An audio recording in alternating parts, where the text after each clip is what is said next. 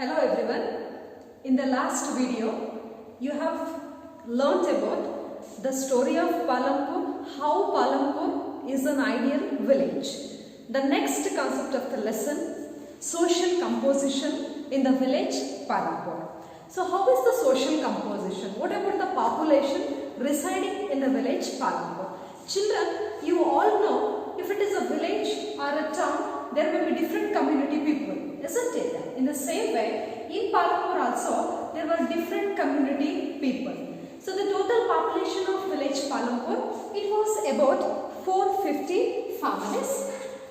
You can see here the social composition of the village Palampur. Total population comprised of 450 families in approx, and in that 450 families, 80 families were upper caste families, and these families, they used to reside in the middle of the village, and their houses were built of cement and bricks. That means they were residing in well constructed houses. They were residing in the houses which were in a good condition. And what about the remaining population? About 150 families, they belong to scheduled caste. We also call them by another name Dalits. These Dalits, actually they were living in the outside of the city in one corner of the village, and they were residing in the thatched huts, and their houses were constructed with the roofs were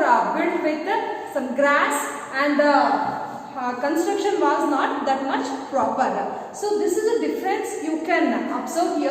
Upper caste families, they lived in good constructed homes, and the remaining 150 scheduled caste, they were living in the houses which were huts. They were not in a good condition. So this social composition shows us the caste system prevailed in the village Palampur, and these 80 upper caste families, they enjoyed maximum number of land in the village Palampur. And coming for the types of economic activities practiced in the village Palampur. See, in common, we can say the economic activities are divided into two types. One is farm activities and the other is non-farm activities. So the farm activity is that activity which is done in the land. For example, it is the agricultural activity. And non-farm activities. What are non-farm activities? See, the non-farm activities are those which are practiced other than in land. That means other than farming. What are the other activities performed? They are called as non-farm activities. For example, dairying or small scale manufacturing or transportation, so on like this. So the economic activities are broadly classified as farm activities and non-farm activities. And in village Palampur, both the farm activities and the non-farm activities were practiced in order to earn the living.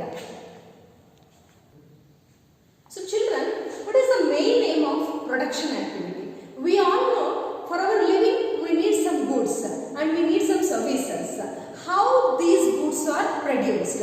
We need some raw materials, isn't it? And why do we need these goods? In order to satisfy our wants.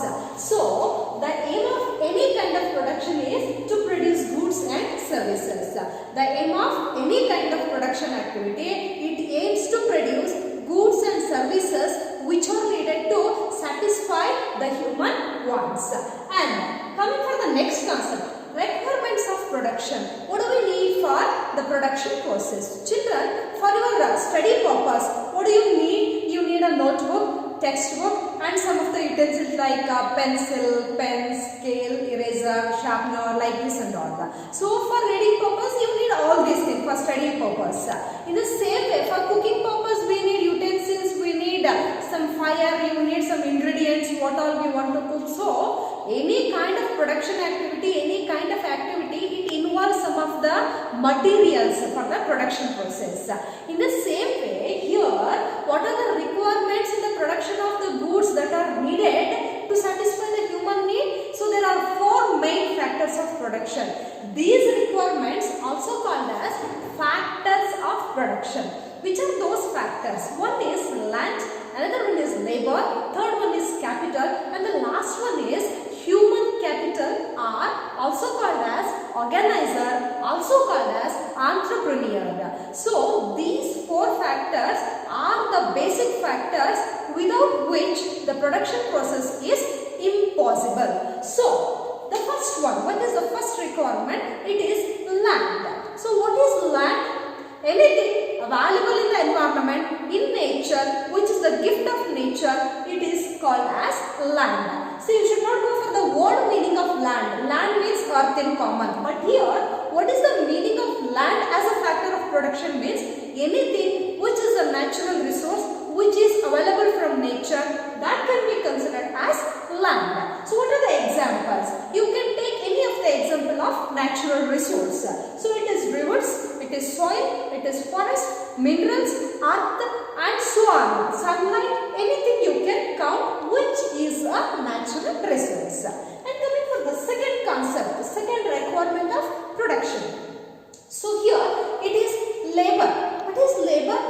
Labor is the work. In common, what is the meaning of labor? Labor is the work we do. We put on some effort, that is called as labor. So how the labor is classified? We have got two types of labor. Okay, so the first one is physical labor. It is also called as manual labor. What is physical labor? Anything you use your organs and you are working, it is called as physical labor. That means you are plowing the field, you are tilling the land, you are sowing the seeds. So here you are working physically. So this is called as physical labor, also called as manual labor. And what about the second one? Mental labor. So you are putting your brain, more efforts from your brain. It is called as mental labor. Take the example of the people. You take the example of a teacher. More efforts it is from the brain side. So it is mental effort. Take the example of the software engineer, or take the example of a person who works with the help of his brain. Of course, this physical labor also needs some brain, but maximum here physical work will be less and more work is given for the brain. So it is mental labor. So in the labor, it is physical labor and manual labor, also called as manual labor. And the next one is mental labor. And coming for the third factor of production, it is physical capital. So this is also called as capital. In common, what is the meaning of capital? So capital means money. And in social, it is also called capital is a capital city, isn't it? But here, capital means it is the money which is used. It is the raw material which is used in the process of production. So here, the physical capital, it is again divided into two parts. One is fixed capital and the one is working capital. So the capital which is fixed in nature, the raw material which is fixed in nature, which can be put to many uses, which is durable, which lasts for many years, that is called as fixed capital. And it will be fixed in nature. It will be settled in a place. You cannot make it to move. That is also fixed capital. What is the example? For example, it is the building. It is a factory building, or it is the land. You cannot take the land from one place and you cannot fix it somewhere else. You cannot lift the building and you cannot fix it somewhere else. Take the example of heavy machineries installed in the factories, turbines, computers. So whatever is the asset which can be put to use for many years, which is long lasting, that is called as fixed capital. It will be fixed. And the next thing, it is working capital. It is the contrast of this, which after one use it will be over, or you can make use of it only one time, and this is needed in the process of production. What is the example? Money in hand. That doesn't mean always we have to carry money in hand. It means in the process of production you need some money to purchase the raw materials, isn't it? So that is called as money in hand. So what can be the other examples you can give? Take the example of a potter. For a potter who prepares pot, who makes pot, what is the working capital for him? It is the soil what he takes in the manufacturing, in the production of of the parts, the soil is the working capital. And you can also give it as, for a farmer, what is the working capital? Seeds, fertilizers, they are working capital. Then what is the fixed capital for a farmer? Is plow, land and other machineries, agricultural machineries, that is fixed capital. And what is the fixed capital for a potter? It is his wheel what he uses in the manufacturing of the pot. That is his fixed capital. Soil is working capital. You can give it for any kind of production activity. In the same way, you can take so many examples. You can classify the fixed capital and the working capital. All kind of production activities involve fixed capital and working capital. The fourth factor of production, it is the fourth requirement, most important factor of production, it is human capital. What is human capital? It is the human beings, the entrepreneur or the organizer or the person who combines the remaining three factors of production. He is called as human capital. Children, there is a difference between labor and human capital. Labor is a person who works under the organizer, and the organizer is a person who is capable, who is knowledgeable, who has got the skill in combining the remaining three factors, that is land, labor and capital, in the process of production and try to maximize the production process. So that is why human capital is most important among the factors of production. And one more thing is, land on its own cannot produce anything. Labor, you need some guidance, you need some directions to be given for them. Capital, on its own, it cannot produce anything. So, human capital is most needed, which puts the remaining three factors into the production process and makes the production possible. So, that is why out of the four factors of production, human capital is most important. Okay, the next concept, land. What is the nature of land? Of course, land is a natural resource. It is available from the nature. It is in the environment. How is the land? What is the nature of it? What is the characteristics of land? This land is fixed in nature. What is fixed in nature? So, you cannot increase the land. Means you cannot expand the earth or you cannot shrink it. Maybe because of the activities of human beings, the area available for the living, for habitat, it has come down. But you cannot create your own earth. You cannot increase the land. So the land is fixed in nature. The same thing here also. In village Palampur, the land is fixed. With the increase in the population, as the land is fixed, there is no provision for increasing the land. What the people did? Now, they turned the wastelands for cultivation. And here in the village Palampur, 75% of the people, they are dependent on farming. How they are dependent? Either as a farmer or as a farm laborer. Means they are working in some other's land. So, the maximum people, that is to the extent of 75%, they are doing farming activity. As farmers are farming laborers, they are working under some other's field. So, this is the situation and there is no scope for expanding the land needed for cultivation, and they have already turned the wastelands for cultivation. So, what next? So, what they have done is, they have thought of some other ways of improving the land. That we will study in the next concepts. Here, since 1960, there is no expansion of land. Means, whatever land is available for cultivation purpose, all the lands are used up. So, there is no further expansion or lands that can be put into cultivation purpose. And now, how to measure the land? The standard unit of land measurement is hectare. You can see here the standard unit of land measurement. How to measure the land? How much is the area of the land? For measuring that, we use a standard unit, but we call it as hectare. And in the local terms, in the village level, in the rural area, areas. They call the land measurement or the area of land through different terms. Which are those? It is bigha and guntas. Guntas are used even here in Karnataka also. And bigha is another new term. It is there in the northern part of India. It is used. So these are the local measuring unit. That means in the rural areas they measure the land with different measuring units. It is bigha and guntas.